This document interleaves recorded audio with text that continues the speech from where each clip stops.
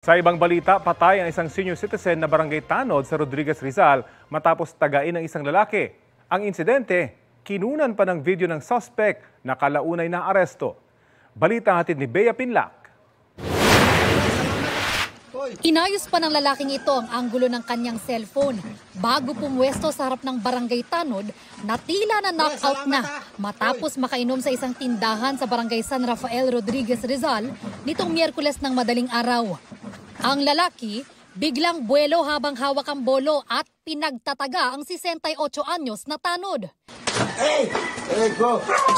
Hindi nakapalagang tanod hanggang sa nawala na siya ng malay. Isinugod pa sa ospital ang biktima pero idiniklarang dead on arrival ayon sa pulisya. Madaming taga po doon sa liig po na ating nakita. No? Mga 6 na taga. Sa tulong ng mga saksi sa lugar, naaresto ang 33 anyos na suspect sa barangay San Isidro. Sabi nga ay buryong lang yung suspect natin at nakainom nga nung nangyaring yun. At wala tayong nakitang motibo kundi talagang napagtripan lang talaga. Aminado ang suspect sa krimen, pero depensa niya. Minura niya po yung yung pinsan ko po. Tsaka binastos niya na rin yung panganay kong anak eh. Nakainom na ho siya tapos nagsuntukan ho kami dalawa. Sa labas ho ng tindahan.